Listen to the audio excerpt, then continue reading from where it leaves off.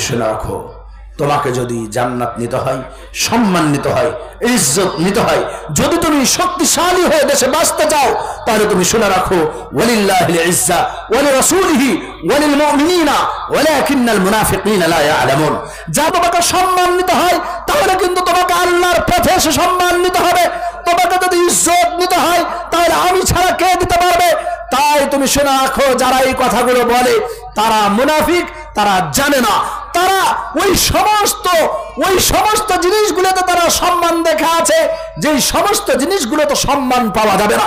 যেমন ভাবে আল্লাহর রাসূল উদাহরণ দিয়ে বলতে গিয়ে বলেছেন, মানুষের পায়ে যদি আগুন পড়ে যায়, তাহলে একটা খুব বড় ফোঁসা হয়ে খুব বড় বড় দেখতে লাগে, মনে হয় না জানি এ কতই না মোটা, মনে হয় এর মধ্যে কি না আছে, জলটুক বেরিয়ে গেলে আবার ছপ করে বসে যায়।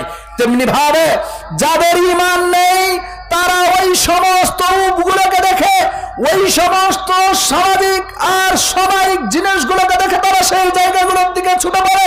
কিন্তু আসল সম্মান আছে, পিওর জিনিস, সেটি হচ্ছে ইসলাম। সেই ইসলামের মধ্যে সমস্ত সম্মান আপনাকে খুঁজে নিতে হবে। তা মুর্শিদাবাদ থেকে একজন 1000 টাকা, আল্লাহ তুমি দানকে কবুল করো। আত্মীয় স্বজনের মধ্যে যারা অসুস্থ আছেন তাদের সুস্থতা দান করো।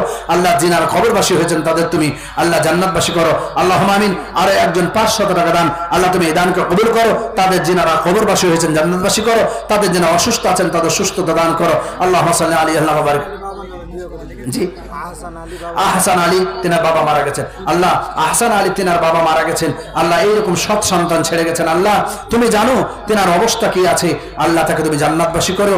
আল্লাহ তোমার কাছে রব্বির হামহুমা কামা রাব্বায়ানি সাগীরা, আল্লাহ তার সন্তানকে সৎ পথে রেখে তার বাবাকে তুমি জান্নাতবাসী করো, আল্লাহুম্মা আমিন। আল্লাহ এই তুমি 500 কোটি টাকাকে তুমি গ্রহণ করে নাও, আল্লাহুম্মা আমিন। আর একজন বাবা মারা গেছেন, বাবার নামে 200 টাকা দান, আল্লাহ তুমি এই দানকে কবুল করো। আল্লাহ সৎ সন্তান ছেড়ে গেছেন, আল্লাহ তার এই সন্তানকে কবুল করো, তাকে তুমি জান্নাতবাসী করো। আর একজন 100 টাকা, আর একজন 50 টাকা, আল্লাহ এই দানকে কবুল করো। আত্মীয় স্বজনকে তাদের তুমি জান্নাতবাসী করো। আর একজন 500 টাকা, আল্লাহ তুমি এই দানকে কবুল করো। আত্মীয় স্বজনকে তুমি জান্নাতবাসী করো। আল্লাহ তাদের মধ্যে যাদের ভুল ভ্রান্তি হয়েছে ক্ষমা করে দিয়ে আল্লাহ তুমি জান্নাতুল ফেরদাউস দান করো।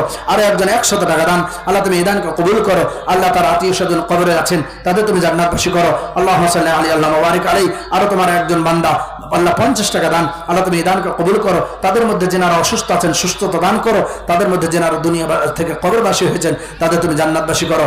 আল্লাহুম্মা আমিন। আল্লাহুম্মা সাল্লি আলাইহি আল্লাহুম্মা বারিক আলাইহি। মুসলিম জাতি, আপনাদের সামনে যে আলোচনা করছিলাম, হবে আপনার চোখ দুটো খোলা রাখতেই হবে, আপনার ব্রেন খোলা রাখতেই হবে, আপনাকে ঠিকভাবে ভাবতে হবে কেমন ভাবে চলাচল করতে গেলে আমার ঈমান বাঁচবে। আয়েশা দাঁড়িয়ে আছে, শেষে আপনার সাথে কথা বলবে। কে? আয়েশা। আচ্ছা আচ্ছা।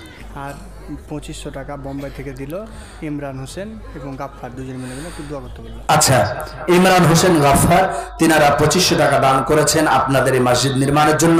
আল্লাহ তাদের তুমি এই দানকে কবুল করো, আল্লাহুম্মা আমিন। আল্লাহুম্মা সাল্লি আলাইহি আল্লাহুম্মা বারিক আলাইহি। আল্লাহ তাদের তুমি যেই ব্যবসা করছেন তাদের হালাল পথে ব্যবসা করার তৌফিক দান করো। আল্লাহ তাদের যতদিন দুনিয়ায় রাখবে ঈমানের প্রতি রাখো, আল্লাহুম্মা আমিন। আল্লাহুম্মা সাল্লি আলাইহি আল্লাহুম্মা বারিক আলাইহি। মুসলিম জাতি, যেই কথাটা বলছিলাম, বর্তমান সময়টা আমাদের এমন ভাবে গ্রাস করেছে, আমাদের মাইন্ড। আর একজন আল্লাহ একটা সুজনি দিয়েছেন, আল্লাহ তার এই তুমি মেহনতকে কবুল করো। তার আত্মীয় স্বজন যারা অসুস্থ আছেন সুস্থতা দান করো, যারা কবরবাসী হয়েছেন জান্নাতবাসী করো, আল্লাহুম্মা আমিন। আর তোমার একজন বান্দা আল্লাহ তিনার মা অসুস্থ আছেন, আল্লাহ তোমার এই বান্দা তার সত্যি মা এবং তার সন্তান সেই তার মায়ের মাধ্যম দিয়ে এসছেন, আল্লাহ তার মা তুমি সব থেকে বড় ডক্টর, আল্লাহ তাকে তুমি যতদিন দুনিয়ার বুকে রাখবে শিফা দান করো, সুস্থ করে রাখো, আল্লাহুম্মা আমিন। আসআলুল্লাহাল আযীম রাব্বাল আরশিল আযীম আন ইয়াশফিয়াহা, আল্লাহ তাকে তুমি গ্রহণ করে নাও। যতদিন তার সন্তান তোমার এই বান্দা দুনিয়ায় থাকবে ঈমানের পথে রাখো, আল্লাহুম্মা আমিন। আর একজন 100 টাকা দান, আল্লাহ যে উদ্দেশ্যে দান করেছেন না তুমি তার উদ্দেশ্য পূর্ণ করো, আল্লাহ তাকে তুমি যতদিন ধরার বুকে রাখবে ঈমানের পথে রাখো। আর তোমার একজন বান্দা 200 টাকা দান, আল্লাহ তার উদ্দেশ্য কবুল করো, যারা কবরবাসী হয়েছেন তাদের তুমি জান্নাতবাসী করো। আর তোমার একজন বান্দা 100 টাকা দান, আল্লাহ তুমি তার এই দানকে কবুল করো, আল্লাহ তাদের যে কবরবাসী হয়েছেন তার জান্নাতবাসী করো। আল্লাহ তোমার একজন আর বান্দা তার বাবা মারা গেছেন, আল্লাহ কি অবস্থায় আছেন তুমি জানো, তুমি তাকে সৎ সন্তান ছেড়ে গেছো, আল্লাহ তার এই সন্তানকে কবুল করে নিয়ে তার যে বাবা তাকে তুমি জান্নাতবাসী করো, আল্লাহুম্মা আমিন। তোমার এক বান্দা আরো 70 টাকা দান, আল্লাহ তুমি এই দানকে কবুল করো, আল্লাহ তার নেক উদ্দেশ্য কবুল করে তাকে তুমি ধরার বুকে সৎ পথে রাখো, আল্লাহুম্মা আমিন। আল্লাহুম্মা সাল্লি আলাইহি আল্লাহুম্মা বারিক আলাইহি। আজকে আমাদের যেই আপনাকে কথাগুলো বলছিলাম, আল্লাহর রাসূল সাল্লাল্লাহু আলাইহি সাল্লাম আজ থেকে 1450 বছর পূর্বে যেই সময় এসেছিলেন, আমাদের কিছু এমন পলিসি শিখিয়ে গেছেন, এমন রাজনীতি। আমার রাসূল সাল্লাল্লাহু আলাইহি সাল্লাম সমস্ত ফিল্ডেই খুব দক্ষতা রাখতেন। আমার একজন ভাই আর 100 টাকা দান, আল্লাহ তুমি দানকে কবুল করো, তার আল্লাহ যতদিন ধরার বুকে রাখবে ইমানের প্রতি রাখো, আত্মীয়স্বজন কবরে থাকতে গেলে তাদের তুমি জান্নাতবাসী করো, আল্লাহুম্মা আমিন। আমাদের সমস্ত রাজনীতির, আমাদের যেই রকম ভাবে রাজনীতি করতে হবে, যেই রকম দুনিয়ায় চলতে হবে, নন মুসলিমদের সাথে কেমন ভাবে চলতে হবে, সমস্ত জিনিসগুলো আল্লাহর রাসূল দিয়ে গেছেন। কিন্তু আমাদের অভাব হলো আমাদের পড়তে হবে। আমাদের রাজনীতি ফিল্ড, অর্থনীতি ফিল্ড, আমাদের সমস্ত দিকগুলো আল্লাহর রাসূল দেখে গেছেন। যেই দিন মক্কা থেকে মদিনা আল্লাহর রাসূল গেলেন, সঙ্গে সঙ্গে রাজনীতির ফিল্ড এমন ভাবে তৈরি করে নিলেন এবং ইহুদদের সঙ্গে এমন ভাবে চুক্তি করে নিলেন, সমস্ত তাদের বাজারগুলি মুসলমানদের দেখিয়ে দিলেন, আর সেই জায়গাগুলিতে তারা ব্যবসায়ী লেগে গেল। কিন্তু আজকে আমাদের বাদিয়া সোসাইটির লোকেরা তারা কিছুই বুঝে না। তারাকে যদি ব্যবসার কথা বলা হয় কোনো মতেই করবে না, আর কেউ যদি করে তাহলে একটি কাজ দেওয়া হয়েছে, হিংসা করো। কেমন ভাবে তাকে ডাউন করা যায় এটা করতে হবে। কিন্তু মুসলিম কেন এই সমস্ত আমরা কাজ করছি?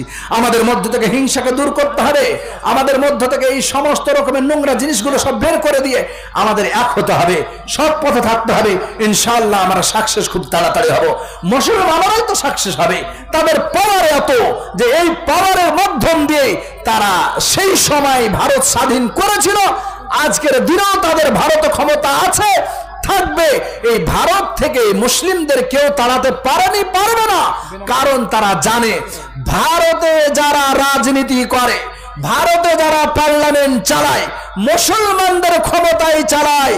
যেই দিন মুসলমানরা নিজের ক্ষমতা টেনে নিবে, কোন প্রধানমন্ত্রী সেই জায়গা থেকে তার সিংহাসন চালাতে পারবে না। কারণ এই ভারতে যে মুসলমানদের রক্ত দেওয়া আছে, এই যেই জায়গায় আপনি খনন করুন, প্রত্যেক জায়গা থেকে মুসলমানদের রক্ত বের হবে। আর ভারতকে এই কথা বলতে বাধ্য হবে, ভারত তোমাকে স্বাধীন আমরাই করেছি, আমাদের রক্তই ভারত থাকবে। যতদিন ভারত থাকবে ততদিন মুসলিম থাকবে, যতদিন মুসলিম থাকবে ততদিন ভারত থাকবে। এই কথা তাদের জানা আছে। কিন্তু আমাদের আরো একজন কত 500 টাকা, আরো একজন আল্লাহ তুমি এই দানকে কবুল করো, আরো একজন 150 টাকা দান আল্লাহ তুমি এই দানকে কবুল করো, আরো একজন 300 টাকা দান আল্লাহ তুমি এই দানকে কবুল করো, আরো একজন 200 টাকা দান আল্লাহ তুমি এই দানকে কবুল করো। সবাইকে তুমি আল্লাহ সুস্থ করে রাখো, ইমানের প্রতি রাখো। আল্লাহ তুমি আমাদের ইমানের প্রতি চলার তৌফিক দান করো।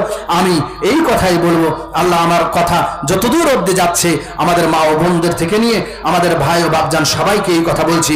আমরা যারা গ্রামের নেতৃত্ব দান করছে তাদেরকেও আমি বলছি, আমরা সবাই যেন কোরআনের পথে ঘুরে আসি। আমাদের গ্রাম চালাবো আমরা কোরআন হাদিসকে সামনে রেখে চালাবো। যেই কথা আমরা বুঝতে পারবো না, আলেমদের কাছ থেকে আমরা পরামর্শ নিব। আমরা হিংসা থেকে নিজেকে বিরত রাখবো, সমস্ত রকমের দ্বন্দ্ব থেকে আমাদের বিরত রাখবো।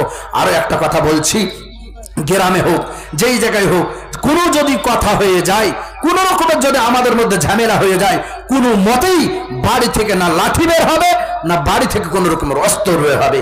এটা যেন কোনোদিন না হয়।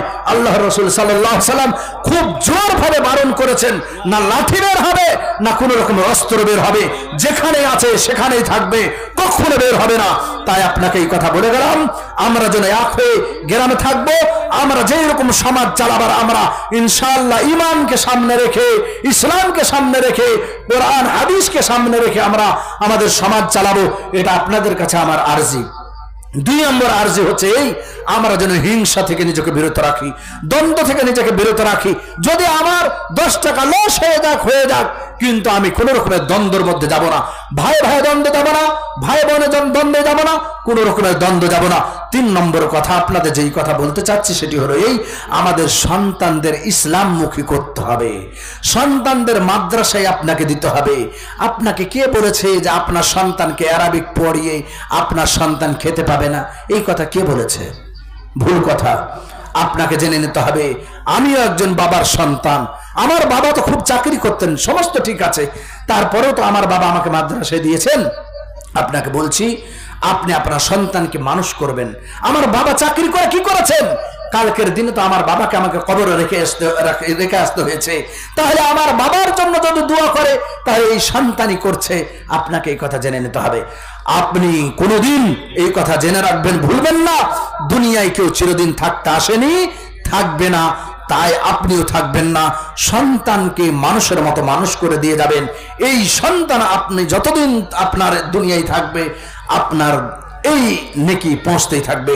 তাই আপনাকে বললাম আমরা এই কথা যেন সবসময় ব্রেনতে রাখবো, সমাজকে ভালো রাখার চেষ্টা করব। যারা আমরা দায়িত্ব আছি সমাজকে ঠিকভাবে ইমানের প্রতি রাখার, ইসলামের প্রতি রাখার চেষ্টা করব। আমরা ঠিকভাবে দুনিয়ায় চলাচল করব, আমরা কোনো রকমের দ্বন্দ্ব যাব না। সন্তানকে ইসলামমুখী করতে হবে। আমাদের আরবিক শিক্ষা দেওয়ার সাথে সাথে আপনি তারপরে ডক্টর করুন, ব্যারিস্টার করুন, লয়ার করুন, যা করবেন করুন, কিন্তু আপনার সন্তানকে প্রাইমারি জ্ঞানটা ইসলামে দেওয়ার চেষ্টা করবেন। এটাই অনুরোধ রেখে আপনারা এই মসজিদকে সামনে রাখবেন, মসজিদকে ঠিকভাবে নির্মাণ করুন, আল্লাহর সাথে প্রেম ভালোবাসা বাড়িয়ে নিয়ে যান। আল্লাহ তুমি আমাদের সবাইকে কবুল করো, আল্লাহুম্মা আমিন। আল্লাহ আমি প্রথম আমার জন্য এবং সবার জন্য এই দোয়া করি, আল্লাহ যেই দিন মারা যাবো ইমানের পথে আমাদের মৃত্যু দিয়ে আমাদের তুমি জান্নাতবাসী করিও, আল্লাহুম্মা আমিন। আল্লাহ আমরা যেন দিনের কাজ করে সমাজে যেন কোনো উন্নতি ঘটাতে পারি তার তুমি তৌফিক দান করো, আল্লাহুম্মা আমিন। আল্লাহ আমাদের মধ্যে যারা অসুস্থ আছেন তাদের সুস্থতা দান করো, আল্লাহুম্মা আমিন। আল্লাহ আমরা যিনাদের মধ্যে এতক্ষণ দান করলেন আল্লাহ তাদেরকে সবাইকে সুবত রাখো, আল্লাহুম্মা আমিন। আত্মীয়স্বজন কবরে আছেন তাদের তুমি জান্নাতবাসী করো, আল্লাহুম্মা আমিন। আল্লাহ তোমার কাছে দোয়া করি দেশের অবস্থা ভালো করো, আল্লাহ তুমি আমাদের সবাইকে ইসলামের থাকার ব্যবস্থা করে দাও। যে এই প্যান্ডেল যারা এই সমস্ত প্রোগ্রাম সাজিয়েছে কতই না তারা কষ্ট করলো তোমার এই মসজিদ নির্মাণ করার জন্য, তবে তুমি কবুল করে নাও, আল্লাহুম্মা আমিন। আল্লাহ আমরা এতক্ষণ ধরে দিনে আলোচনা শুনলাম, আবার আমরা শুনবো, আল্লাহ তুমি আমাদের কবুল করে আল্লাহ তুমি আমাদের জান্নাতের মেহমান করে নাও, আল্লাহুম্মা আমিন। আকুলু কওলি হাদা ওয়া আস্তাগফিরুল্লাহ লি ওয়া লাকুম ওয়া লিসাইরিল মুসলিমিন ফাস্তাগফিরু ইন্নাহু হুয়াল গফুরুর রহিম। আসসালামু আলাইকুম ওয়া রাহমাতুল্লাহ। যেটা দিচ্ছি